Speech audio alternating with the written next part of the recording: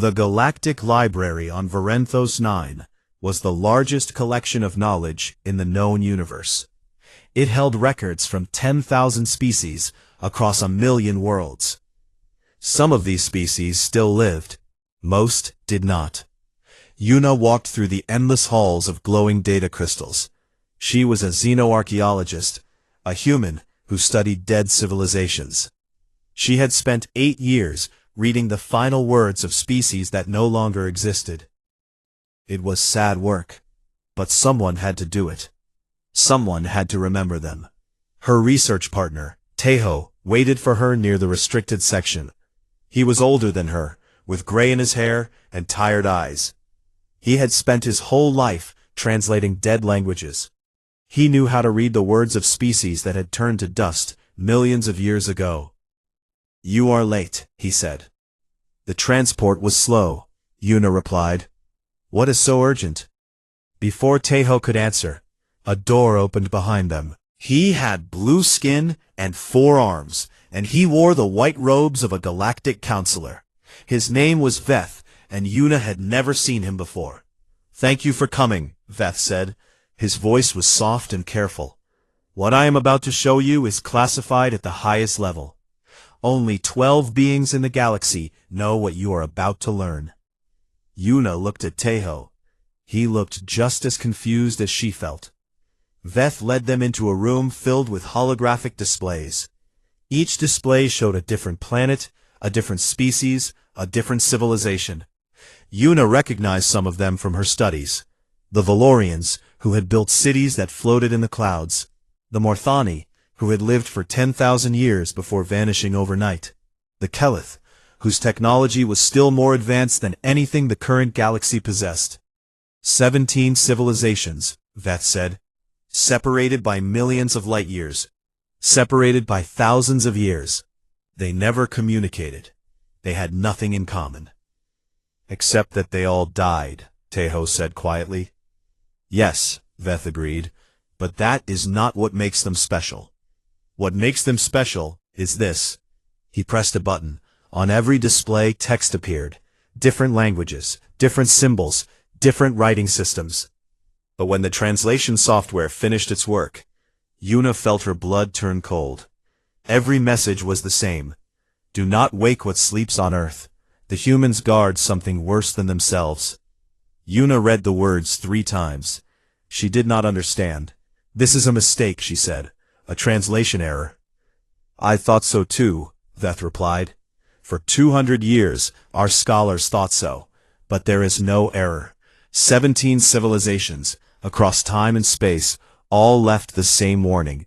All of them died shortly after writing it." Tejo stepped closer to the displays. His face was pale. "How did they know about Earth?" "Some of these civilizations died before humans even existed." "We do not know," Veth admitted. "But that is not the question that keeps me awake at night. The question is, what are the humans guarding? And why did every species that learned about it die?" Yuna thought about Earth.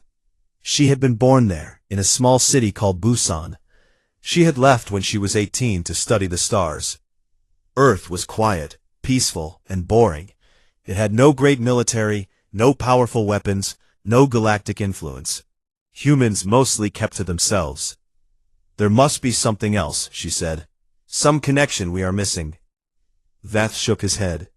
"We have searched for 3 centuries. There is no connection except Earth, except humans." He paused. "The Galactic Council has kept this secret because we did not want to cause panic. But now there's a problem." "What kind of problem?" Tejo asked. "A new faction has risen in the Council. They call themselves the Liberation Front. They believe that Earth is hiding advanced technology. They want to send a fleet to take it by force." Veth's 4 hands clenched together. "If they attack Earth, and if these warnings are true, then something terrible might happen, not just to humans, to everyone." Yuna felt anger rise in her chest.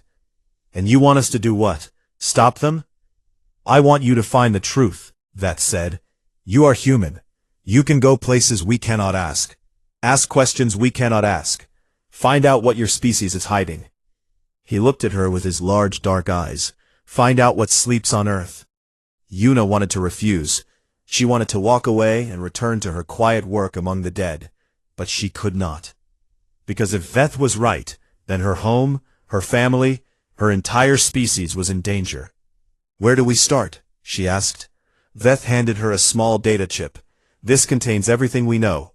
Names, dates, locations. There is one more thing. He hesitated. Your grandmother, Mireille. She was part of a secret organization on Earth. Before she died, she sent a message to our intelligence network. She said that if anyone came asking about the warnings, they should be given these coordinates. Yuna took the chip with shaking hands. Her grandmother had died 10 years ago. Yuna had been told it was a heart attack, a natural death. Now she wondered if that was true. The coordinates point to a location deep beneath the Pacific Ocean, Veth continued. We do not know what is there. Our scans cannot penetrate whatever is blocking them. Tejo looked at Yuna. Your grandmother never mentioned anything about this?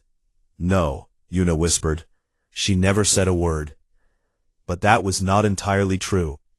Yuna remembered something from her childhood. A night when she could not sleep, when she had found her grandmother sitting alone in the dark, staring at the ocean. Yuna had asked her what she was looking at. Her grandmother had smiled, but her eyes were sad. I am watching over something, she had said. Something very old and very tired. It is sleeping now. We must make sure it stays that way. Yuna had thought it was a story, a fairy tale told to a sleepy child. Now she realized it was a confession. I will go to Earth, Yuna said. I will find out what my grandmother was hiding.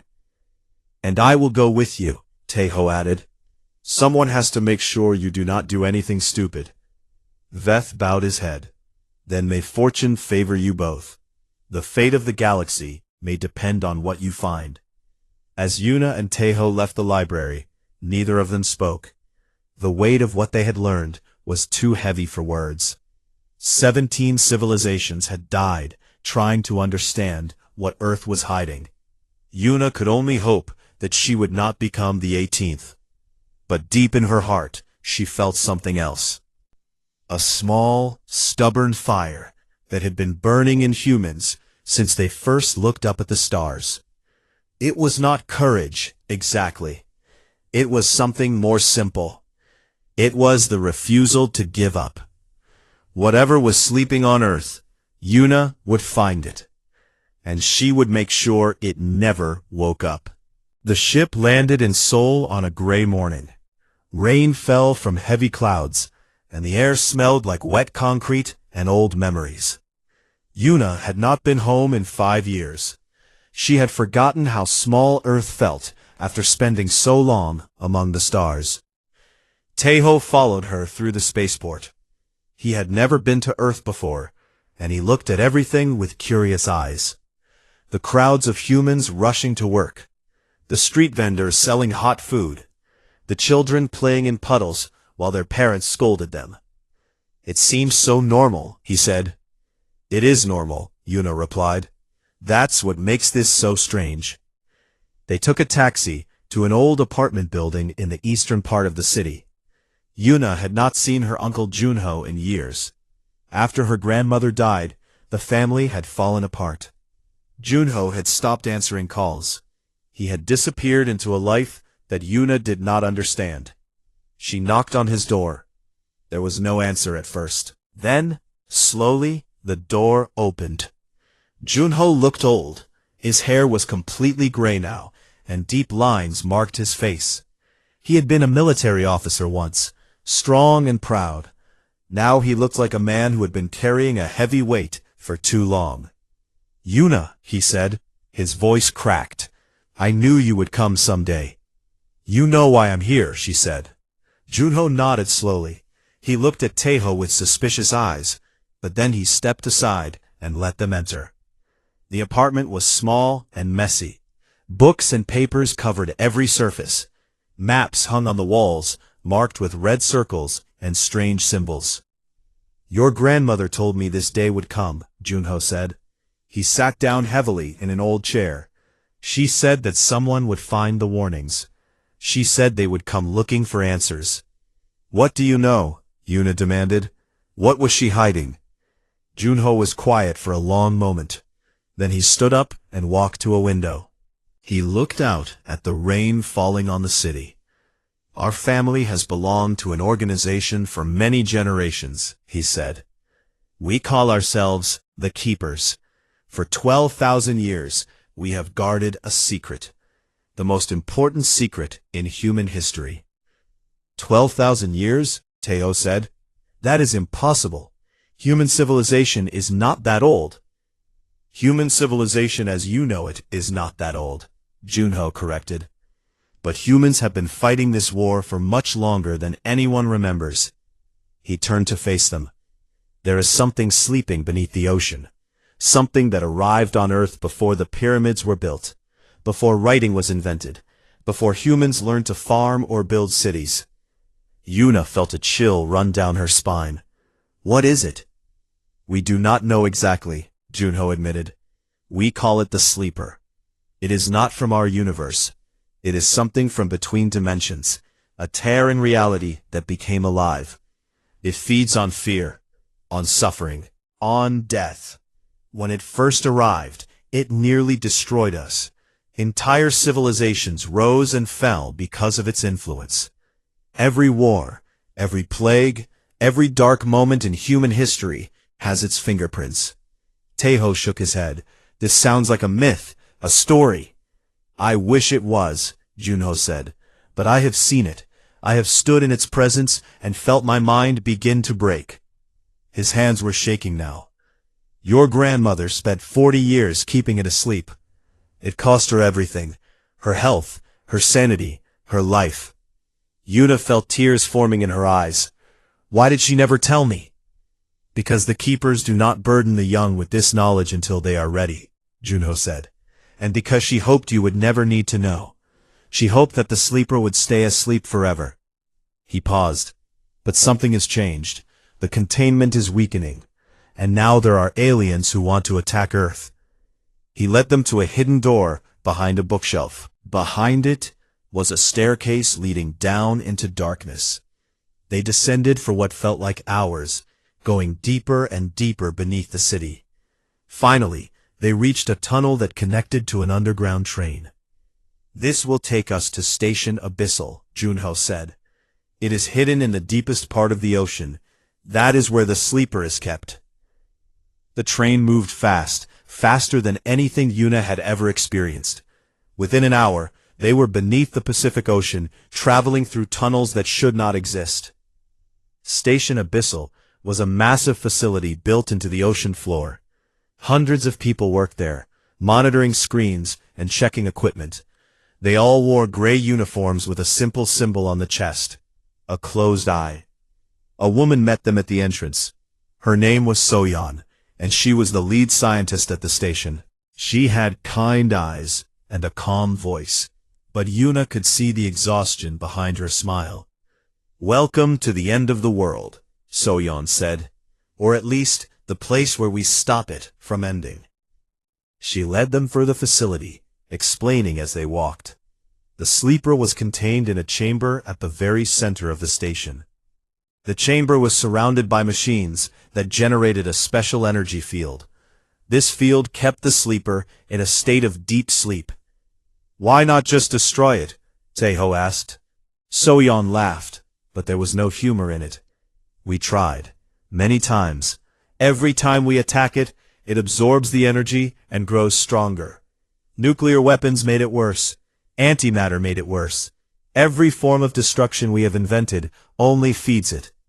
They stopped in front of a massive window. Beyond it was darkness so deep that it seemed to swallow light itself. And in the center of that darkness, Yuna saw something that made her heart stop. Larger than any building, any ship, any mountain she had ever seen. It was not quite solid, not quite liquid. It shifted and changed constantly, like a nightmare trying to find its shape. And even though it was sleeping, even though the machines kept it dormant, Yuna could feel its presence pressing against her mind. She heard whispers, voices that were not voices, images that were not images. She saw stars dying. She saw civilizations burning.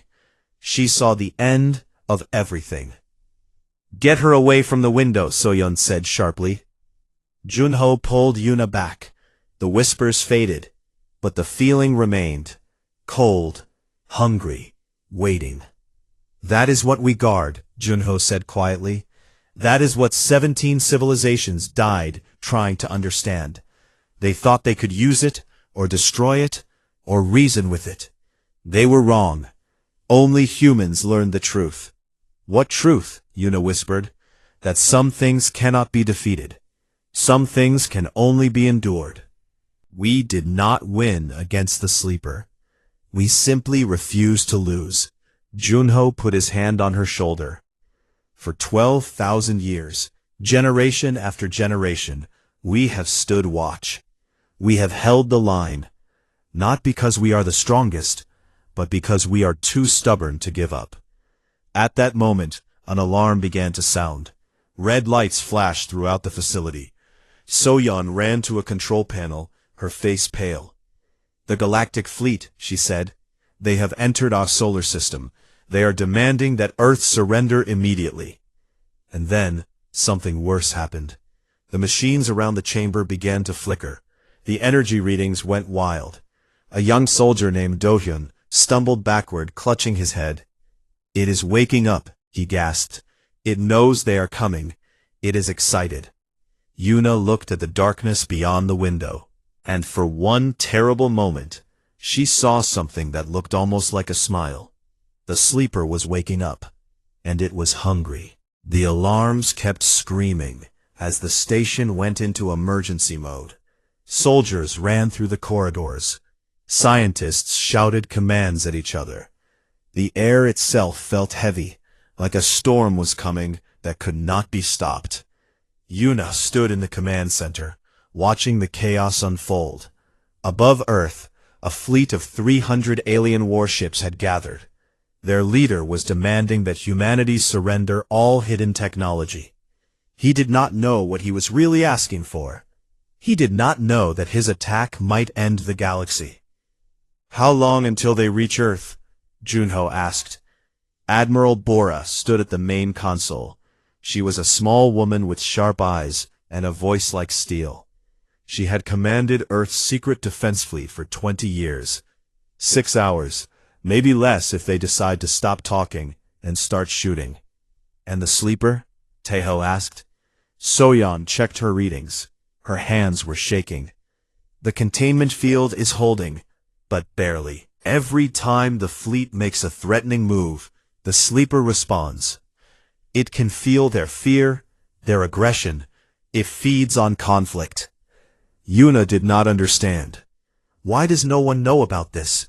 Why did humans never warn the galaxy? An old man stepped forward from the shadows. His name was Hanwell, and he was the Keeper's historian. He had spent his entire life memorizing the secret history of humanity. His eyes were tired, but kind. "Because they would not have believed us," Hanwell said. "And because some of them would have tried to use the sleeper as a weapon. That is what always happens. That is what destroyed those 17 civilizations." He gestured for them to follow him to a quiet room, away from the chaos. There, he began to tell them the true history of Earth. 12,000 years ago, the world was different. Humans lived in small tribes. They hunted and gathered. They had not yet learned to farm or build cities. They were simple creatures, barely more than animals. Hanno paused, and then the sleeper came. "Where did it come from?" Yuna asked. "From between dimensions, from the space between realities. It is not a creature in the way you understand. It is more like a wound that became aware, a tear in the fabric of existence that learned to think and feel and hunger." Hanno continued. "When it arrived, it found Earth full of life, full of minds that could feel fear. It fed on us. It made us fight each other. It made us suffer. Entire tribes were wiped out in a single night. driven to madness by visions of horror. But humans survived, Tejo said. Yes, and that is what makes us different. Hanel smiled sadly. Other species, when they encountered the sleeper, tried to fight it with weapons. They tried to reason with it. They tried to worship it or flee from it. All of them failed. The sleeper consumed them completely. But humans did something different. We did not try to win. We did not try to understand. We simply refused to give up. Generation after generation, we kept fighting. Not to victory, but to survival. We developed a resistance to its influence.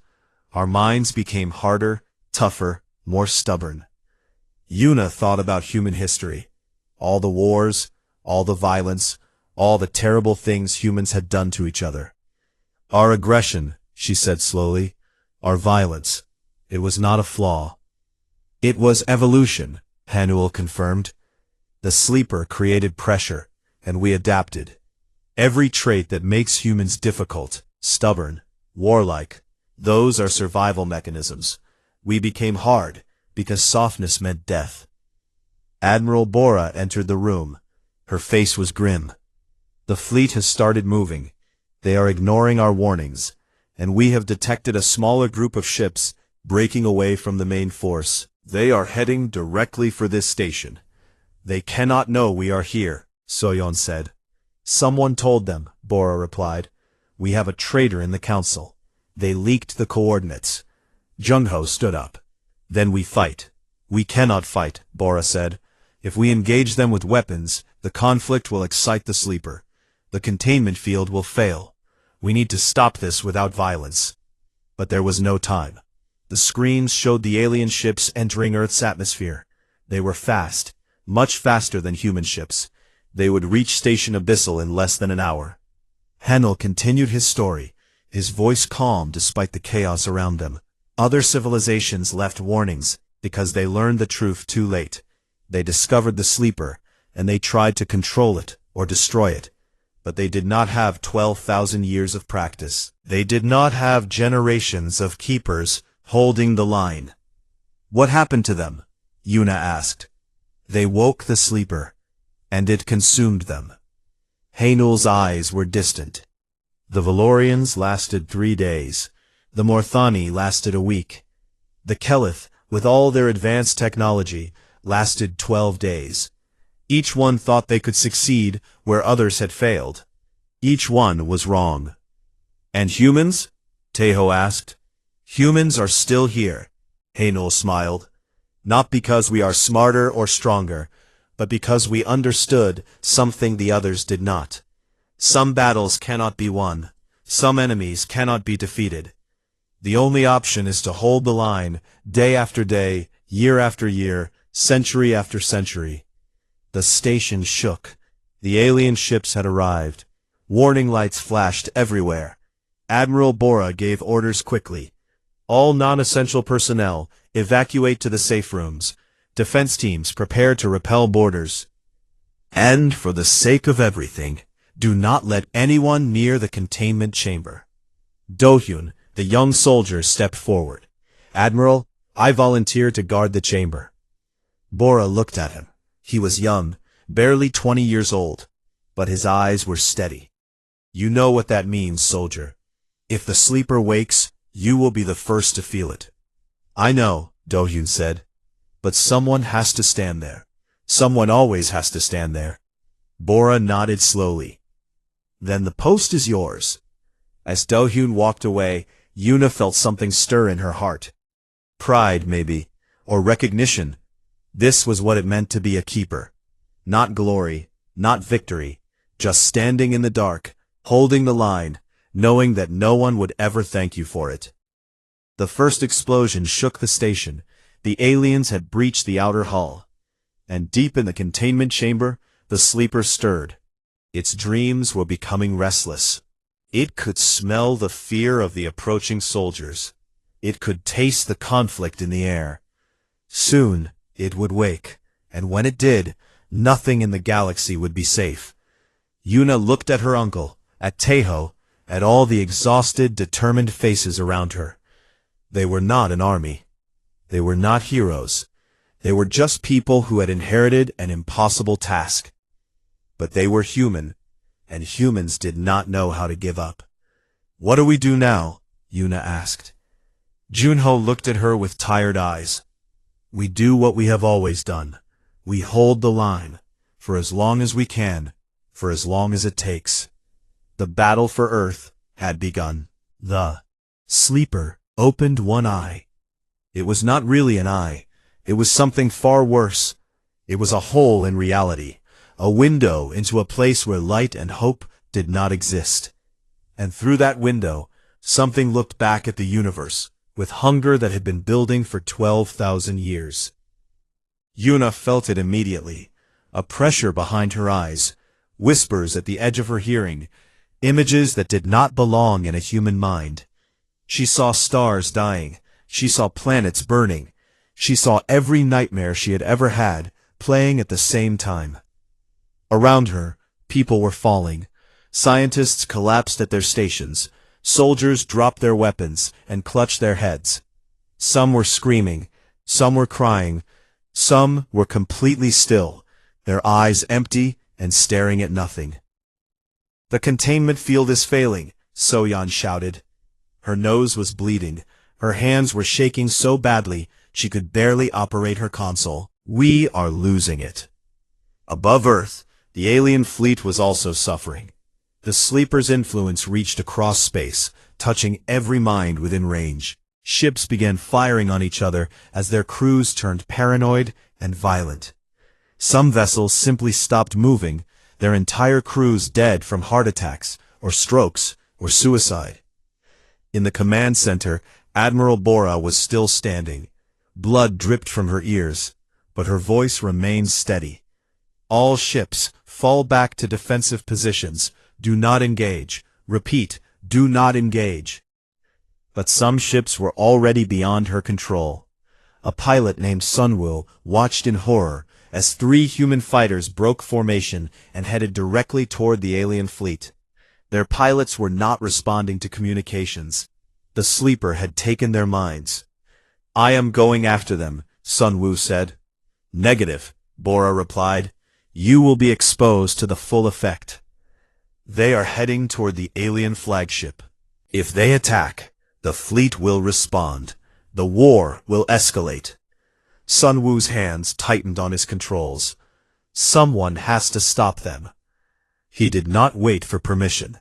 He pushed his ship forward, chasing the 3 fighters toward the alien fleet. The closer he got, the louder the whispers became. He saw visions of his family dying. He saw himself alone in the dark forever. He saw everything he had ever feared. But he kept flying, because that was what humans did. Back in Station Abyssal, a woman named Jisoo stood outside the containment chamber. She was a psychic specialist, one of the few humans who could hear the sleeper without losing her mind. She had spent her entire life learning to filter out its voice, to think clearly in its presence. Now, she opened her mind completely. The sleeper's consciousness crashed into hers like a wave of cold fire. She screamed, but she did not fall. She held on, trying to understand the thing that had haunted humanity for so long. And she learned something terrible.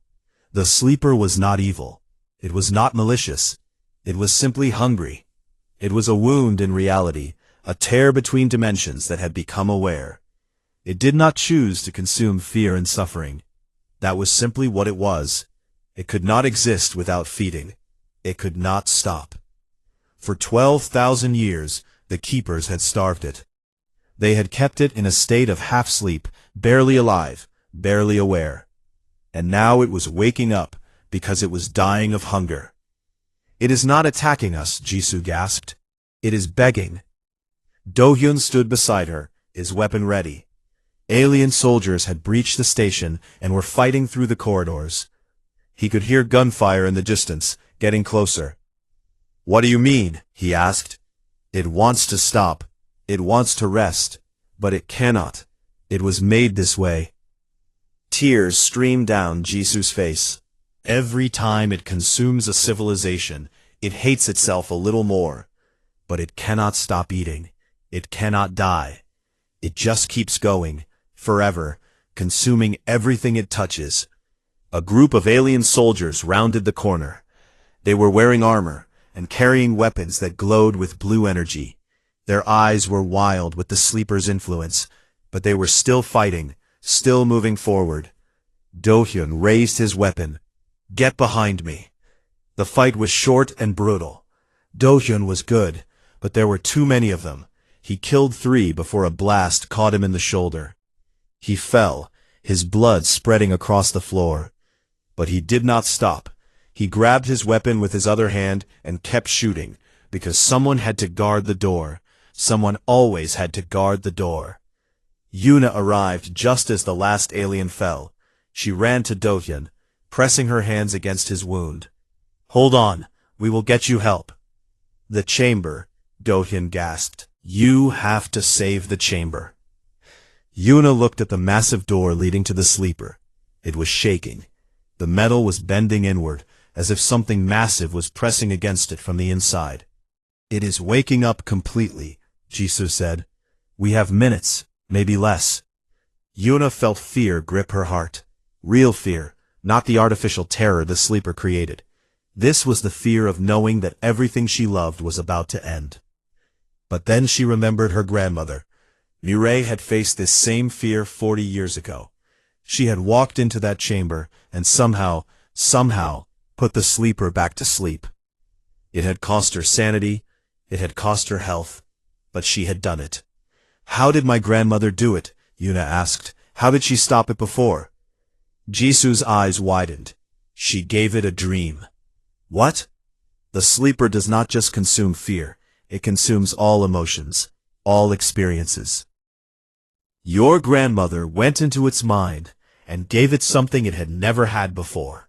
Peace, calm, rest." Jisoo shook her head, but the cost was too high. She lost herself in there. Her mind never fully came back. Yuna understood now. This was why she had been drawn here. This was why her grandmother had left those coordinates. Not because Yuna was special, but because someone from the family had to do this. Someone always had to. "I will go in," Yuna said. Taeho grabbed her arm. "You will die, or worse." "Maybe," Yuna smiled sadly. "But if I do not try, everyone dies. Not just humans, everyone." She walked toward the chamber door. Behind her she heard Junho crying. She heard Soyeon praying. She heard Do-hyun struggling to stand, to follow her, to protect her, even though he could barely move. The door opened. Inside was darkness so deep it seemed alive, and in the center of that darkness, the sleeper waited now. Its form was constantly changing, nightmare after nightmare flowing across its surface. Yuna stepped inside. The door closed behind her. And then there was nothing but darkness and hunger, and a voice that was not a voice, whispering in her mind. "You came," the sleeper said. "They always come, and they always fail." Yuna closed her eyes. She thought of her grandmother. She thought of every keeper who had ever stood in this darkness. She thought of 12,000 years of human stubbornness.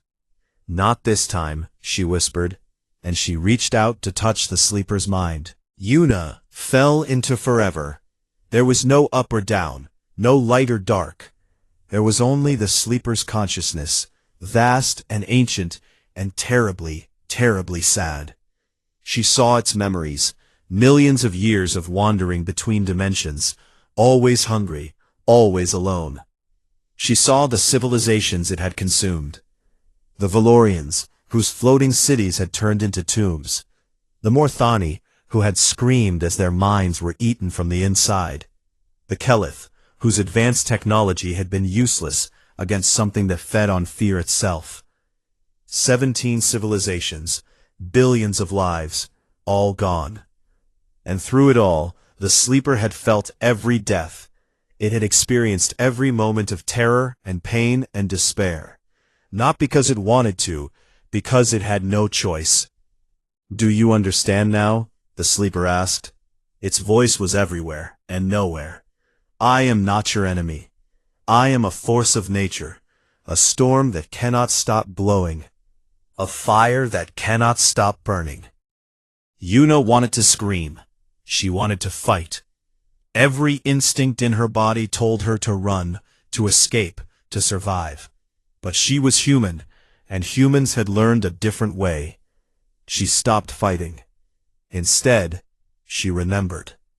She remembered her childhood in Busan, the smell of the ocean, the sound of her grandmother singing old songs, the taste of her mother's cooking, small things, simple things, the moments that made life worth living.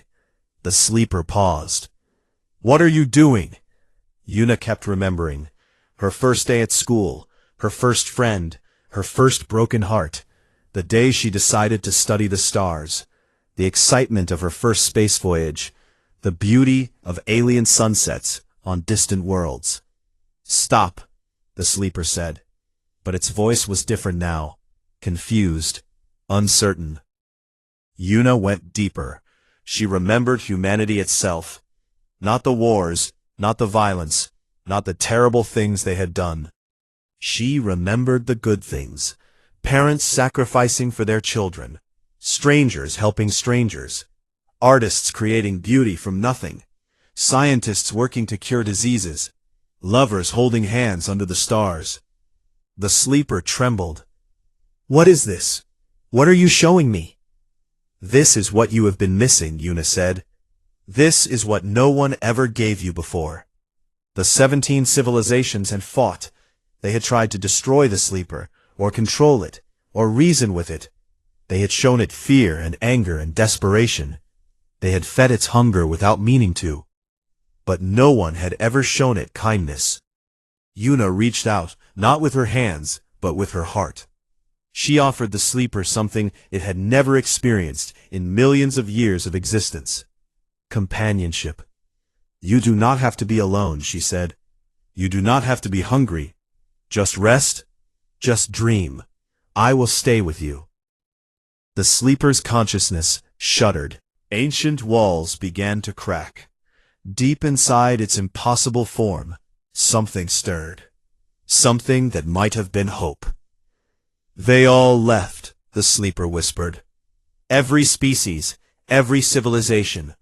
They fought, or they fled, or they died. No one ever stayed." "Humans stay," Yuna said. "That is what we do. We hold the line. We do not give up. Even when it hurts. Even when we want to." She poured more memories into the sleeper's mind. Children laughing. Friends reuniting after years apart. The quiet joy of a meal shared with family. The peace of watching a sunset with someone you love.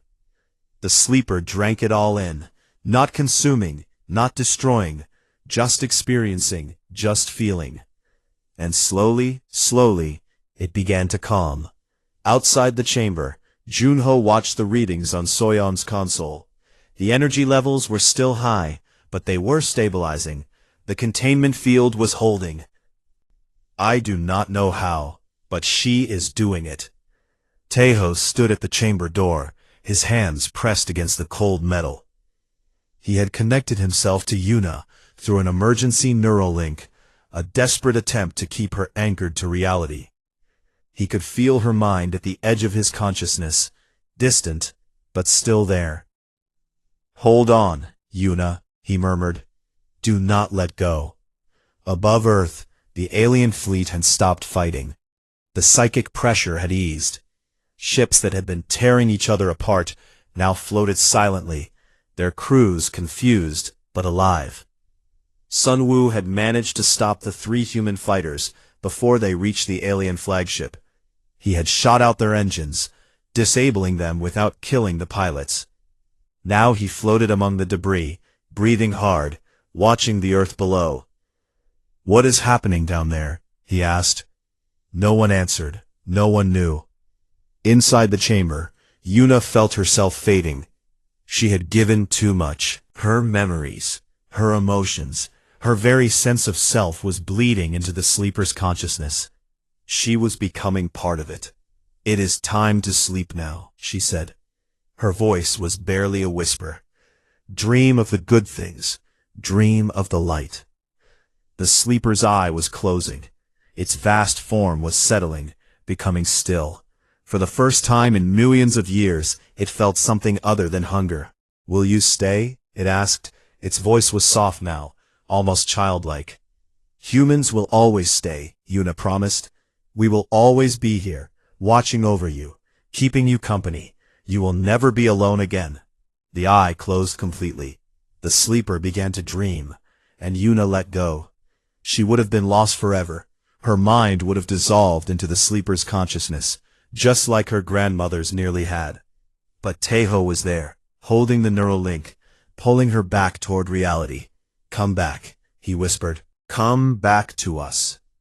Yuna followed his voice through the darkness. She followed the warmth of his thoughts, the stubborn refusal to let her go. She followed the love that humans had for each other, the bond that no entity could break. She opened her eyes. She was lying on the floor of the containment chamber. The sleeper was still above her, vast and dark, but now it was peaceful. It was sleeping again, really sleeping, deeply and calmly, for the first time since it had arrived on Earth. The door opened. Junho rushed in, followed by Soyeon and Doyeon, who was leaning on a medic for support. They surrounded Yuna, crying and laughing, and asking if she was okay. "I am fine," Yuna said. And to her surprise, she meant it. Her mind was intact. Her memories were still hers. She had touched the sleeper's consciousness and survived. Because she had not fought alone. 3 days later, Yuna stood in front of a camera. The message would be broadcast across the galaxy, to every species, every civilization, every living being with ears to hear. She read from a paper in her hands. Her voice was steady. "For 12,000 years, we have stood watch. We did not ask for this burden. We did not choose it, but we carried it. Not because we are the strongest, but because we are too stubborn to let go. The sleeper dreams again. It will wake once more someday, and when it does, humanity will be here. As we have always been, as we will always be. You called us violent, aggressive, dangerous. You were right. We had to be, because the alternative was letting it win. We guard something worse than ourselves, and we will never stop." She lowered the paper and looked directly into the camera. "But we learned something new. The sleeper is not our enemy. It is our responsibility. It did not choose what it is, any more than we chose to guard it. All it knows is hunger and loneliness and pain. We cannot destroy it. We cannot cure it. But we can give it something no one else ever did. We can give it peace. That is what humans do. We face the darkness. We hold the line. And when the battle cannot be won, we find another way. This is our message to the galaxy. Do not fear us. Do not pity us. Just understand. We are the keepers. We guard the sleeper. And we will never stop." The broadcast ended. Across the galaxy, billions of beings watched in silence. They had feared humanity for centuries, ever since they found the warnings left by dead civilizations. Now they understood the truth. Humans were not dangerous because of what they might become. They were dangerous because of what they refused to let win. And somewhere, deep beneath the Pacific Ocean, in a chamber that held a wound between dimensions, the sleeper dreamed. It dreamed of laughter and love and light. It dreamed of simple moments and quiet joys. For the first time in millions of years, it dreamed of peace. And above it, watching over it, the humans kept their endless vigil, as they always had, as they always would, forever.